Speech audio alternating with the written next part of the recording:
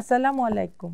আমি ফারজানা আজিম, বাংলাদেশ টেলিভিশন চট্টগ্রাম থেকে আপনাদের স্বাগত জানাই আমাদের নতুন অনুষ্ঠান গোলপাহাড়ের আড্ডায়। পাহাড় এবং সমুদ্র বেষ্টিত বন্দরনগরী চট্টগ্রাম। এই চট্টগ্রামেরই রয়েছে গৌরব উজ্জ্বল সুপ্রাচীন ইতিহাস। আর এই অঞ্চলেই রয়েছে শিল্প ও সাহিত্যের অপার সম্ভাবনা।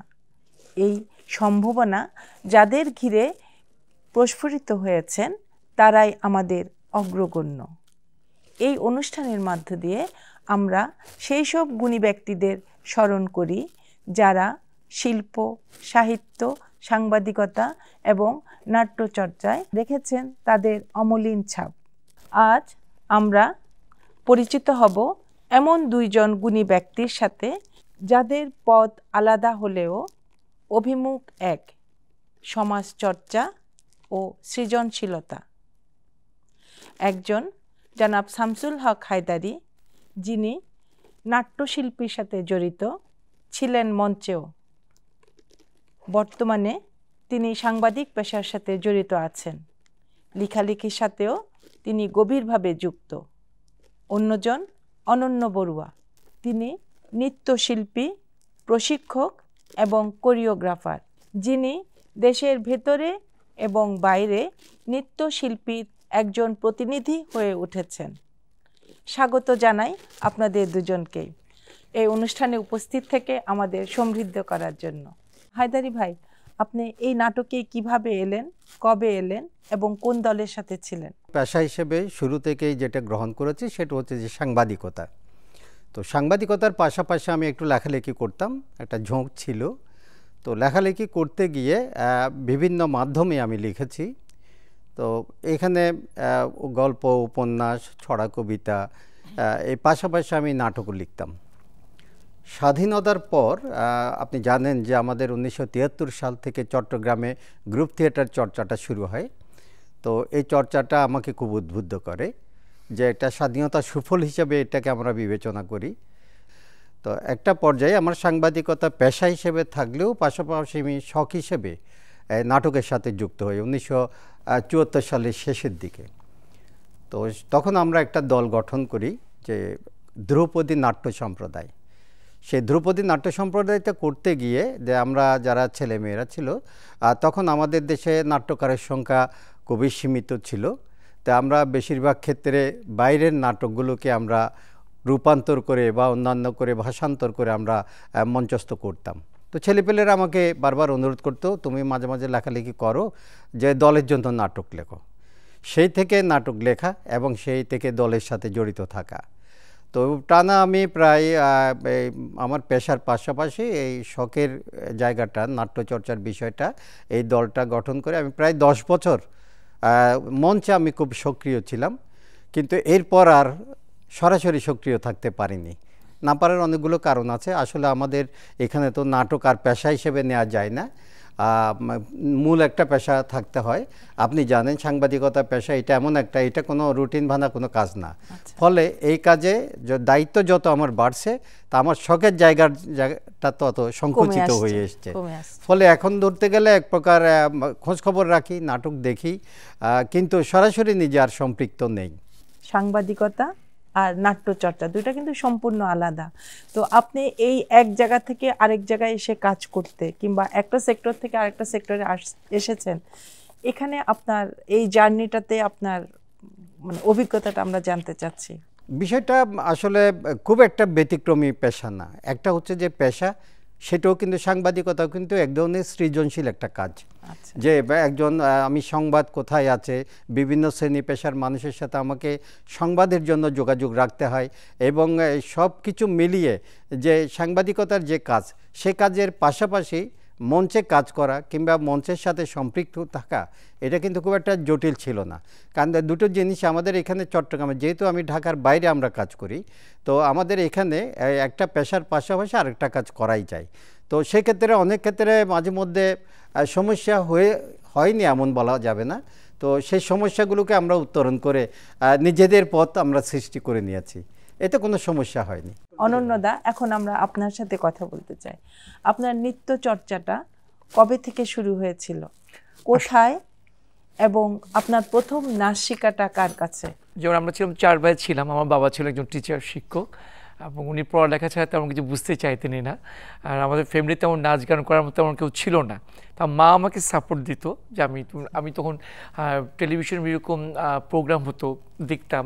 তো হঠাৎ করে অনেক সময়, অনেক আগের কথা বলতে, দাদা মনে আছে লায়লা হাসান নৃত্য শিক্ষার একটা আসন করতে, হ্যাঁ বিটিভিতে, ওটা দেখে দেখে নিজে নিজে লুকায় লুকায় নাচ করতাম। তা আমাদের স্কুলে, আমি কলেজ স্কুলের ছাত্র, আমার বাবাও কলেজ স্কুল টিচার ছিলেন। ওখানে তখন স্কুলের প্রোগ্রামের সময় স্যার বললো যে সবাই গান করে, আবৃত্তি করে, অভিনয় করে, নাচ করার মতো কাউকে দেখি না। তখন প্রথম নিজে সাহস করে স্যারকে বলে আমি প্রথম একটা শিকারী নৃত্য করি, এবং এটা খুব পছন্দ করে স্যাররা। তা আমার বাবা তো খুব টেনশন আছে যে পড়ালেখা ঠিক মতো হবে কিনা, উচ্ছন্নে যাচ্ছে কিনা।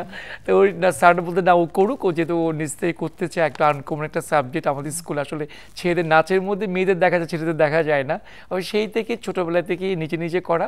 পরে আমি যখন আমার উপর একজন আন্টি ছিলেন, উনি আমাকে নিয়ে গেলেন শ্রদ্ধেয় গুরু রুনু বিশ্বাস, আমার আলাউদ্দিন ললিতকলা একাডেমি, ওনার কাছে গেলাম। উনি আমাদের খুব খুশি, না ও চেষ্টা করলে হবে, ওর ভিতর প্রতিভাটা আছে।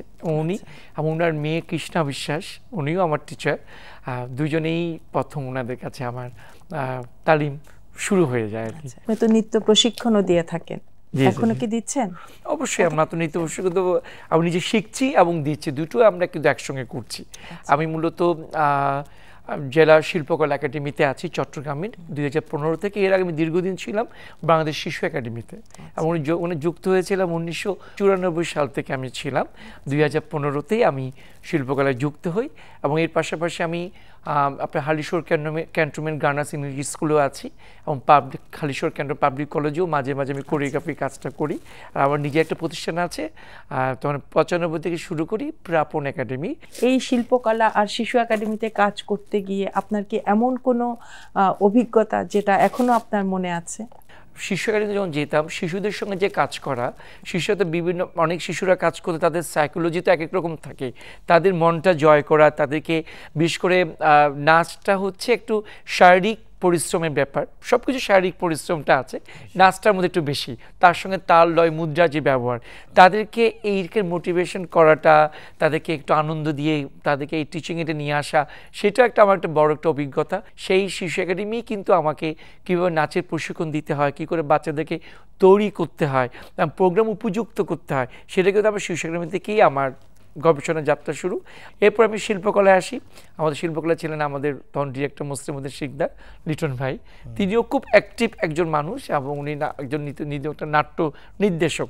উনি আমাকে বিভিন্ন রকম অনেকগুলো বড় বড় সরকারি কাজ করতেই হতো, কীভাবে করব এবং কী করে স্যারদের সঙ্গে ডিল করবো। এখানে ডিসি স্যাররা জড়িত থাকে, বিভাগীয় কমিশনার থাকে, তাতে এক একজনের সে এক এক রকম থাকে, ওটার সঙ্গে কীভাবে ম্যানেজ করবো। অনেকে আছে, যেমন অনেক শিল্পী আছে যারা প্রোগ্রাম করছে, পরিচালনা করছে, কিন্তু শিল্পকলা শিশু একাডেমিটা একটু ভিন্ন, কারণ তার সঙ্গে প্রশাসন আছে, তাদের সঙ্গে যে কাজ করা এবং একটা রুল মেনটেন করে, কিন্তু অনেক শিল্পীরা কিন্তু পারে না। আমার এই দুইজন ডিরেক্টর থেকে আমি শিখে মূলত আমি কাজগুলো আমার সার্থকভাবে করার ক্ষেত্রে ওনাদের দুইজনের অবদানটা অপরিসীম, এবং ওদের সবার সহযোগিতা আছে। ওই পর্যায়ে কাজ করে এসেছি, এবং আমাদের যতগুলো বিভাগীয় কমিশনার স্যার আসছেন সবার থেকে আমরা প্রশংসাটা পেয়েছি। আমি এখন হায়দার ভাই আপনার সাথে কথা বলতে চাই। আপনি তো এনটিভির সাথে দীর্ঘ 22 বছরের মতন জড়িত আছেন, একটা গুরুত্বপূর্ণ দায়িত্বে আছেন। তো দীর্ঘ 22 বছর, এটা কিন্তু কম সময় না। এই যে এই দীর্ঘ 22 বছরের এনটিভির সাথে পথ চলা, এতে নিশ্চয়ই অনেক রকমের প্রতিবন্ধকতার সম্মুখীন হয়েছেন, অনেক অভিজ্ঞতা হয়েছে, আমাদেরকে একটু বলবেন? সাংবাদিকতা মানেই হচ্ছে যে এটা কুসুমস্তীর্ণ না, হ্যাঁ, এটা কণ্টকাকীর্ণ একটা পথ, এবং বলা হয়ে থাকে যে সাংবাদিকদের কোনো বন্ধু থাকে না। কারণ আমি যে নিউজগুলো করব, কারো না কারো পক্ষে যাবে, কারো না কারো বিপক্ষে যাবে। তো যেই বিপক্ষে যাবে সেই কিন্তু আর বন্ধু রইল না। এখানে কিন্তু সবচেয়ে বড় যে অভিজ্ঞতা সেটা বলবো যে আমাদের দেশে খুব কম সময়ের মধ্যে অনেকগুলো television channel, satellite television channel চালু হয়ে গেছে, কিন্তু যে পরিমাণ টেলিভিশন চালু হয়েছে সেই পরিমাণ প্রস্তুতি কিন্তু আমাদের ছিল না। আমরা এই ভিজুয়াল মিডিয়ায় আমরা কাজ করার হয়তো বেশিরভাগের আগে ছিল না। আমি নাটক করতাম এবং টেলিভিশনের জন্য নাটক বানাতাম, সেটা ভিন্ন জিনিস। আমার কিছু আইডিয়া, ক্যামেরা বা অন্যান্য আনুষঙ্গিক বিষয় ছিল, কিন্তু আমাদের বেশিরভাগ কলিগের সেটা ছিল না। একটা বিষয়, আমাদেরকে কাজ করতে করতে শিখতে হয়েছে। আরেকটা বিষয় হচ্ছে যে এর মধ্যে কিন্তু প্রযুক্তি খুব দ্রুত কিন্তু পরিবর্তন হয়ে গেছে। আজকে যেরকম কালকে আর সেরকম থাকছে না। আমরা শুরুতে যে কাজগুলো করতাম, যে আমরা একটা ঘটনা ঘটেছে সেখানে গেলাম, গিয়ে সেখানে শুটিং করলাম, শুটিং করে আমরা সেই ক্যাসেটটা এনে এয়ারপোর্টে চলে যেতাম, এয়ারপোর্টে গিয়ে অ্যাভেলেবেল ফ্লাইট যেটা পেতাম সেটাতে প্যাকেট করে দিতাম। ওদিকে আবার অফিস থেকে এয়ারপোর্টে একজন রানার এসে বসে থাকতো, সেই এই ক্যাসেট নিয়ে অফিসে যেত। এই যে একটা দীর্ঘ প্রক্রিয়া ছিল, সে প্রক্রিয়া কিন্তু খুব কম সময়ের মধ্যেই কিন্তু পরিবর্তন হয়ে গেছে। আমরা আগে একটা লাইভ অনুষ্ঠান করতে গেলে আমাদেরকে বিশাল একটা টিম ঢাকা থেকে আসতে হতো, তাদের যে নানা রকম যন্ত্রপাতি নিয়ে। এখন কিন্তু আর সেটা নাই। এখন আমরা ছোট্ট একটা ডিভাইস দিয়ে যেখানে যাচ্ছি সেখান থেকে আমি লাইভ করতে পারছি, যেখানে যাচ্ছি সেখান থেকে আমি সেখানকার ফুটেজ নিউজগুলো দিয়ে দিতে পারছি। এই যে একটা সময়ের পরিবর্তন এবং প্রযুক্তির অগ্রগতি, এটার সাথে পরিচিত হতে গিয়ে আমরা কত রকমের চ্যালেঞ্জের সম্মুখীন হয়েছে এটা বলার মতো না। তাই এগুলো প্রত্যেক সাংবাদিকের এই অভিজ্ঞতাগুলো আছে, যারা বিশেষত টেলিভিশন মাধ্যমে যারা কাজ করেন, অনলাইনে যারা কাজ করেন, তাদের এই অভিজ্ঞতাগুলো আছে। তো এটা হয়তো এটা শেষ হবে না। আমরা যতই এগোবো দেখা যাচ্ছে যে আমাদের আরও সেরকম নতুন নতুন চ্যালেঞ্জ আমাদের সামনে এসে যাবে। এই জন্য আমাদেরকে সবসময় একটা প্রস্তুতি থাকতে হয়। তাছাড়া এই পেশাটাই হচ্ছে যে একেবারে শ্রম সাধ্য এবং মেধার পাশাপাশি শারীরিকভাবে আমাদেরকে এখানে পরিশ্রম করতে হয়।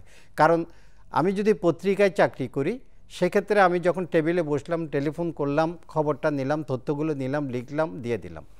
টেলিভিশনে সেটা হবে না, আমাকে স্পটে যেতে হবে। সেটা ঝড়ঝঞ্ঝা হোক, অনুষ্ঠান হোক, আনন্দে বিনোদনের হোক, সশরীরে উপস্থিত হতে হবে। এক্ষেত্রে আমরা যখন এই যে দেশের আন্দোলন সংগ্রাম, প্রাকৃতিক দৈব দুর্বিপাক দুর্যোগ, এইসব ক্ষেত্রে তখন আমাদের জন্য কাজগুলো আরও অনেক চ্যালেঞ্জের হয়ে যায়। সর্বশেষ যেটা হয় সেটা হচ্ছে যে যত কষ্ট, পরিশ্রম এবং চ্যালেঞ্জ আমরা মোকাবিলা করি না কেন, যখন একটা কাজ যখন আমরা সুন্দরভাবে তুলে আনতে পারি, তুলে ধরতে পারি, তখন কিন্তু বাকিগুলো সব ভুলে যাই। তখন একটা আনন্দ, একটা স্বস্তি একটা কাজ করে আর কি। আর এই তৃপ্তিটাই সাংবাদিকদেরকে এগিয়ে নিতে সাহায্য করে। আপনি তো সাংস্কৃতিক পরিমণ্ডলের সাথেও জড়িত ছিলেন, আছেন সাংবাদিকতায়। এই সাংস্কৃতিক পরিমণ্ডল থেকে সাংবাদিকতায় কাজ করতে গিয়ে আপনার এই সাংবাদিকতায় সাংস্কৃতিক ইয়েটা কতটুকুন প্রভাব বিস্তার করেছে, কিংবা আপনাকে কতটুকুন কাজ করতে আপনার জন্য সহায়ক হয়েছে? এটা অনেক বেশি সহায়ক হয়েছে, আমি এক কথায় যদি বলি। কারণ কি, যে একজন সাংবাদিক তাকে সবগুলো বিষয়ে মানে জানতে হয়, সব ক্ষেত্রে যোগাযোগ রাখতে হয়, খবর রাখতে হয়।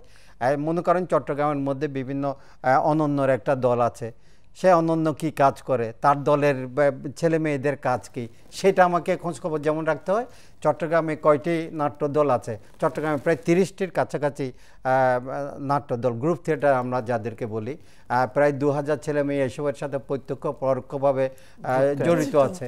তো তাদের প্রায় প্রত্যেকেরই খোঁজখবর, কারণ প্রত্যেকের অনুষ্ঠান আদি হয় সেখানে, তাদেরকে আমরা খবরের জন্য অনেক সময় যেতে হয়, নিউজের জন্য অনেক সময় তাদের কাছে আমাদেরকে যেতে হয়। ফলে তাদের এই যে যোগাযোগটা আমাদের, এটা হচ্ছে কেন, সাংবাদিকতার কারণে। সাংবাদিকতার কারণে যখন আমার যোগাযোগের পরিধিটা যখন অনেক বড়, সেক্ষেত্রে যে কোনো ক্ষেত্রে গিয়ে এটা আমার সহায়ক হিসেবে কাজ করে, প্রতিবন্ধকতা হিসেবে কাজ করে না। সাংবাদিকতা করতে গিয়ে চট্টগ্রামের সাংস্কৃতিক অঙ্গনের কোন পরিবর্তনগুলো আপনার চোখে পড়েছে? সেটা যদি বলতে যাই যে খুব একটা আশার মতো তেমন কিছু আমি লক্ষ্য করি না। কারণ আমি যেটা লক্ষ্য করেছি, একটা সময়ে যখন আমরা দেশ স্বাধীন হলো 1971-এ, তখন দেশ স্বাধীনতার পরপর যে একটা নতুন জোয়ার উদ্দীপনা শুরু হলো, তারই মধ্যে আমাদের সাংস্কৃতিক পরিমণ্ডলটা বেশ ভালোভাবেই জেগে উঠেছিল। যা আমি আপনাকে একবার বললাম যে আমাদের চট্টগ্রামে গ্রুপ থিয়েটার ছিল না। 72 সালে ঢাকায় প্রথম গ্রুপ থিয়েটারের সূচনা হয়, সেটি 73 সালে চট্টগ্রামে কিন্তু সূচনা হয়ে গেছে। থিয়েটার 73 দিয়ে চট্টগ্রামের প্রথম গ্রুপ থিয়েটার যেটা, সেটা তারা কাজ শুরু করলো এবং তার দেখা দেখি পরপর আমরা লক্ষ্য করলাম যে একের পর এক গ্রুপ থিয়েটার তৈরি হচ্ছে, ছেলে মেয়েরা তৈরি হচ্ছে, তারা মঞ্চে যাচ্ছে, কেউ সাংস্কৃতিক, কেউ নৃত্য, কেউ নাটক, অভিনয়, এইসব একটা মোটামুটি একটা আশাব্যঞ্জক একটা পরিস্থিতির সৃষ্টি হয়েছিল। কিন্তু কালক্রমে আমরা সেটা দেখলাম যে যেইভাবে তার উত্থানটা ছিল ঠিক গতিটা সেইভাবে হয়নি। তার ঢিমে তালে একটা পর্যায়ে এসে অত্যন্ত একটা এখন তো এক ধরনের হতাশার মতো একটা ব্যাপার। বিশেষ করে এই সংকটটা বেশি সৃষ্টি হয়েছে যে করোনাকালীন সময় থেকে। করোনার আগ পর্যন্ত মোটামুটি এই স্রোতটা ঠিক ছিল, করোনাকালীন একটা স্থবিরতা এসছে এবং অনেকেই এই যে একটা দীর্ঘ সময় দাঁতেরকে বসে থাকতে হয়েছিল, গ্যাপ একটা গিয়েছিল এবং পাশাপাশি আর মানুষ তো এক জায়গায় বসে থাকতে পারে না, তার জীবিকার তাগিদে এক জায়গা থেকে আরেক জায়গায় চলে যায়। এই সব কিছু মিলিয়ে তো সে জায়গায় আশানুরূপ কিছু যে ধারা, যে প্রত্যাশাটা আমাদের ছিল সেটা হয়নি। তো আমরা একেবারে হতাশ নই, যে আমরা আশা করব যে এখন যে সময়ের একটা পরিবর্তিত একটা পরিস্থিতি, যে দেশের একটা এইসবের সাথে কিন্তু রাজনৈতিক একটা পরিস্থিতি কিন্তু খুবই কিন্তু প্রভাব ফেলে, কাজ করে এগুলো। তো আমরা একটা সময় ছিল বিগত সময়টা, আমরা দেশের বেশিরভাগ মানুষ হয়তো আমরা এইটুকুই বলি প্রায়শ যে আমি মন খুলে কথাও বলতে পারি না। এখন একটা পরিবর্তিত পরিস্থিতি, আমরা আশাবাদী হয়ে গেছে যে আগামীতে এই দেশের গণতান্ত্রিক পরিবেশটা যদি আরও উন্নত হয়, আমরা যে হারানো যে গতিটা সেটা হয়তো আবার আমরা ফিরে পেতে পারি। অনন্যদা, আপনার কাছে আসি। নৃত্য পরিবেশনা এবং পরিবেশন করতে দেশের বাইরে অনেক জায়গায় গেছেন, কোন কোন দেশে গেছেন? অনেক জায়গায় যাওয়ায় আমার সৌভাগ্য হয়েছে, সরকারিভাবে বেসরকারিভাবে। আমার আমরা বেসরকারি প্রথম যাত্রা শুরু করি আমাদের জাপান। আমরা জাপান যাই, তখন সেই ক্ষেত্রে আমাদের আলাউদ্দিনের গ্রুপটাই বেশি অ্যাক্টিভ ছিলেন। আমাদের জাপানের যে প্রতিনিধি এসে আমাদের পারফরমেন্স দেখে খুব পছন্দ করে আমাদের প্রথম সুযোগ দিয়েছিল। আমরা জাপানে প্রথম ট্যুর করি।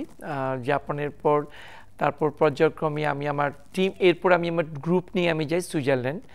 সুইজারল্যান্ডে জাপানে 1 মাস ছিলাম, সুইজারল্যান্ডে আমরা প্রচুর প্রোগ্রাম করেছি। দুটোর অভিজ্ঞতা, আসলে প্রথম যাওয়া অনেক একটা চমৎকার অভিজ্ঞতা। হ্যাঁ, তারপর সরকারিভাবে আমার যাওয়ার সুযোগ হয়েছিল নেপাল এবং কুয়েত, গভর্নমেন্ট ট্যুরে গিয়েছিলাম। তারপর বেসরকারি পরবর্তীতে আমরা যাই, ইন্ডিয়া যাই, কলকাতা, দিল্লি, মুম্বাই। তার পাশাপাশি আমি মুম্বাইতে কিছু সরকারিভাবে বাংলাদেশ এম্বাসি যখন ওপেনিং হচ্ছে, তখন আমি আমার টিম নিয়ে আমি প্রোগ্রাম করতে গিয়েছিলাম। থাইল্যান্ড গিয়েছি, এরপর আমি নেদারল্যান্ড গিয়েছি 2 বার। নেদারল্যান্ডে যাওয়ার পর বেলজিয়াম, ফ্রান্স গিয়েছি। তারপর লন্ডনে ছিলাম, আমি 4 মাস ছিলাম লন্ডনে। হ্যাঁ, লন্ডনে কাজ করেছি। তারপর মোটামুটি আমাদের একটা ঘোরার একটা সুযোগ হয়েছিল। দর্শক প্রতিক্রিয়া হচ্ছে সবচেয়ে বড় কথা হচ্ছে, যখন আমি প্রথম যে অভিজ্ঞতা জাপানে যখন যাই, জাপানিদের তাদের যে ফোক যে কালচারটা আছে, লোক যে সংস্কৃতির সঙ্গে তা আমাদের কালচারের মিলটা খুঁজে পায়। ওরা বলে তোমরা যখন পারফরমেন্স করো তখন ট্রান্সলেট করতে হয় না, আমরা বুঝে যাই। যেমন আমাদের সাপুরে নাচ, বিশেষ করে যখন আমরা দেশের বাইরে যাই, আমাদের লোকনাচটাকে আমরা খুব হাইলাইট করি। বলে আমাদের জিলে নৃত্য, সাপুরে নৃত্য, আমাদের বাউল নাচ, আমাদের বাংলাদেশের বিয়ে যে নাচটা করি, আমরা বুঝে যাই, ওরা খুব এনজয় করে। আমরা জানি যে আপনি অনেক দিন ধরে কোরিওগ্রাফিটাও করে আসছেন, তো এই কোরিওগ্রাফির প্রতি আপনার দৃষ্টিভঙ্গিটা কি? কোরিওগ্রাফির মধ্যে অনেক কিছু বুঝে। কোরিওগ্রাফি শুধু নাচ না, তো নাচের সঙ্গে আমি কি সাবজেক্ট নিয়ে কাজ করব, বিষয়টা কি, তার সাথে পোশাক কি হতে পারে, স্টেজ কীরকম হবে, যদি আমি স্টেজ শো করি তার লাইটটা কি হবে, বা আমাদের ছেলে মেয়েদের পারফরমেন্সটা আমরা কীভাবে সাজাবো। তবে আমাদের মধ্যে কিছু সীমাবদ্ধতা আছে, যেটা দাদা হয়তো বলেছেন। আমরা হয়তো কোরিওগ্রাফি করতে গেলে অনেক জায়গায় কিন্তু মনের মতো করতে পারি না, অনেক জায়গায় কম্প্রোমাইজ করতে হয়, যে ক্ষেত্রে আমরা কোরিওগ্রাফি করতে বাধার সম্মুখীন হই। সবচেয়ে বড় বাজেটের একটা ব্যাপার থাকে, বা আমাদের ঘুরে ফিরে ওই কি স্টেজ লাইট তার কিছু মানে সীমাবদ্ধতা থাকে। সেই ক্ষেত্রে আবার আমাদের যেহেতু উনি যে বললেন আমাদের যে দাহেদা বিষয়ে আমরা একই রাজি আছে, যে শিল্পীরা পাশাপাশি এটাকে পেশা হিসেবে নিতে পুরোপুরি পারে না, তার কিছু না কিছু মাধ্যমকে ধরে রাখতে হয়। এই কারণে ছেলেমেয়েরা যারা যে কাজ করছে তাদেরকে যে একটা সময় দিচ্ছে, পরিশ্রম করছে, তাদেরকে আমরা একটা ছোট্ট একটা সম্মানী দেওয়া বা একটা সুযোগ দেওয়া, সেটা অনেক ক্ষেত্রে কষ্ট হয়ে যায়। বিদায় হয়তো আমরা মনের মতো কোরিওগ্রাফি অনেক সময় করতে পারি না। তবে একটা ধন্যবাদ জানাই বাংলাদেশ টেলিভিশন চট্টগ্রাম কেন্দ্রকে। আমরা এখানে একটা কথা না বললেই নয়, আমি বলছি, যখন 96-তে প্রথম টেলিভিশন যখন শুরু হয়, তখন আমার গ্রুপ ছিল ত্রিতরঙ্গ নৃত্য দল, এবং আমাদের শাওনপান্ত ভাইকে তো চেন, হ্যাঁ, ওনার মাধ্যমে টেলিভিশনে প্রথম নৃত্য অনুষ্ঠান কিন্তু আমি করি, এবং 50 জন ছেলে মেয়ে নিয়ে। তখন স্টুডিও এত সাজানো ছিল না, পুরা মানে যে মোছানো ছিল, যে ভিজা অবস্থা ছিল, মাত্র লাইটগুলো লাগিয়েছে। আমরা তখন ছোট বড় মিলে সব আমরা 50 জন নৃত্যশিল্পী পারফরমেন্স করেছিলাম। হ্যাঁ, সেটাই, সেই ক্ষেত্রে তখন আমি শিল্পীদেরকে ছোট ছোট একটা টেলিভিশনে একটা সম্মানই দিয়েছিলাম। এই সম্মানটা ওদের কাছে একটা বিশাল একটা পাওয়া, মানে ওরা যে টেলিভিশনে একটা চেক পাবে ওরা কোথাও ভাবতেই পায়নি। আমিও নৃত্য পরিচালক হিসেবে প্রথম আমার নামটা যায় টেলিভিশনে, এবং আমি এটা সম্মানই পাই। তো সেই ক্ষেত্রে টেলিভিশনের প্রোগ্রামের ক্ষেত্রে আমরা একটু আনন্দিত হই যে আমাদের হয়তো ছেলেমেয়েরা যারা যুক্ত হয় তাদেরকে আমরা কর্তৃপক্ষ কিছু না কিছু তাদের একটা সম্মানে তাদেরকে উৎসাহিত করে, সেটাই। আপনি তো নাচের সাথে খুব ভালোভাবেই জড়িত আছেন, তো দেশের ভিতরে বাইরে সব জায়গায় পারফরমেন্স করেছেন এবং অভিজ্ঞতাও আছে। আপনার কি মনে হয় আমাদের দেশের এই নৃত্যশিল্পী বিশ্বমানের কোন জায়গাটাতে দাঁড়িয়ে আছে? আমাদের দেশের নৃত্যশিল্পী আসলে বিশ্বমানের ভালো জায়গায় দাঁড়িয়ে আছে, কিন্তু সমস্যা হচ্ছে আমাদের সিনক্রোনাইজিংয়ের দরকার। যেমন হচ্ছে প্রত্যেক জায়গায় যে শিল্প মাধ্যমে যে পেশাভিত্তিক যদি আমরা স্টেজ প্ল্যাটফর্ম তৈরি করে দিতে না পারি নিউ জেনারেশনের জন্য, তার দীর্ঘদিন কিন্তু এটাকে ধরে রাখতে পারে না। সেই ক্ষেত্রে যেমন ধরেন 3টা অবদান আছে, কিন্তু আমি হিসাব করে দেখি, বাংলাদেশ শিশু একাডেমি, বাংলাদেশ জেলা শিল্পকলা একাডেমি এবং বাংলাদেশ টেলিভিশন। এই 3 জায়গায় কিন্তু শিল্পীরা পারফরমেন্স করে, ওই 2 জায়গায় প্রশিক্ষণ নিচ্ছে, স্টেজ শো করছে, আবার টেলিভিশনে সে তার প্রেজেন্ট করতে পারছে। এর পরবর্তী পর্যায়ে শিল্পীরা কোথায় যাবে? হ্যাঁ, তাদের যারা পাচ্ছে তার নিজের একটা ক্ষেত্র তৈরি করে নিয়েছে, অনেকে কিন্তু সেটা পাচ্ছে না।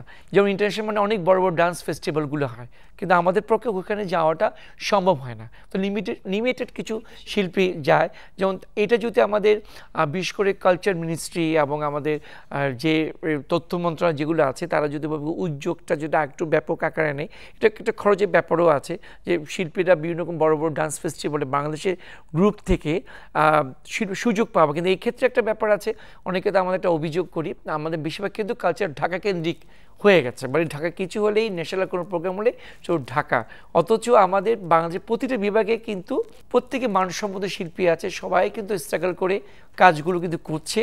এবং ইদানিং আপনার প্রযুক্তির কারণে হয়তো আমরা অনেকে কাজ কিন্তু দেখতে পাচ্ছি, বিভিন্ন প্রাইভেট টিভি সেকশন বলেন, আমাদের অনলাইন বলেন, ইউটিউব বলেন, বাচ্চারা যারা করছে, এটার মাধ্যমে হ্যাঁ সামাজিকগুলো নেগেটিভ পজিটিভ আছেই, কিন্তু পজিটিভ চিন্তা করতে গেলে কিন্তু আমরা অনেক জায়গায় কিন্তু এখান থেকে বসেই কিন্তু আমেরিকা থেকে আমার নাচ কিন্তু সে দেখতে পাচ্ছে।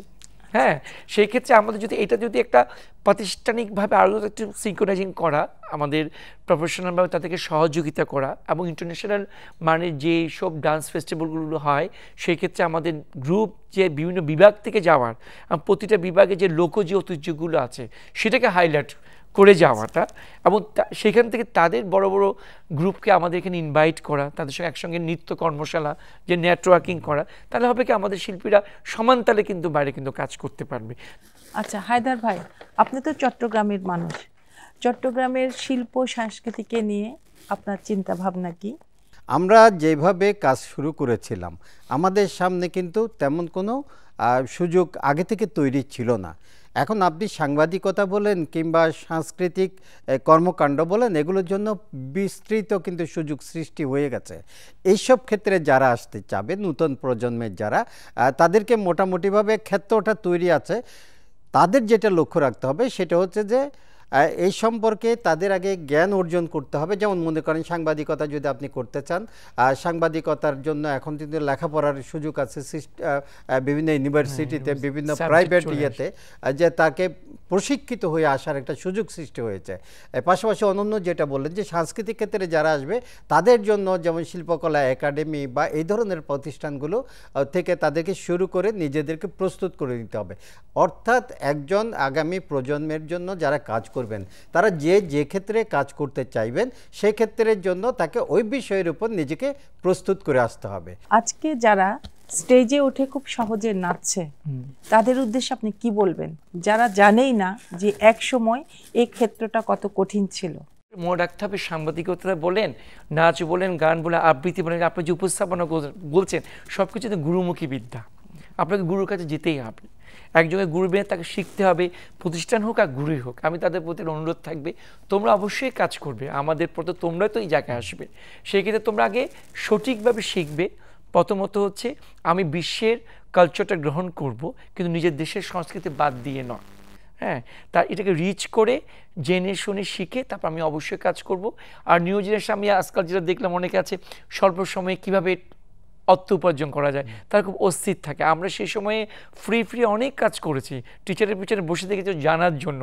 তুমি যখন তোমার কাজ যখন করবে, পরিশ্রম করবে, অর্থ তোমার পিছনে এমনিই আসবে। তারা অনেক ভালো কাজ করছে, তাদের শুভকামনা করি, কিন্তু তাদের কথা হচ্ছে তাদেরকে লক্ষ্য ঠিক রাখতে হবে, পড়ালেখাটা অবশ্যই রেখে তার পাশাপাশি যে এক্সট্রা কারিকুলাম যেটা আছে সঠিক শিক্ষা নিয়ে সে এগোবে। আমি আশা করি সে সাকসেস হবে এবং আমাদের এই কালচারের যে সংস্কৃতির যে যাত্রাটা, এবং শুধু দেশে না বিশ্বে এই অবদান তারা অবশ্যই তারা রাখতে পারবে। আপনাদের দুজনকেই ধন্যবাদ উপস্থিত থেকে আমাদেরকে সমৃদ্ধ করার জন্য।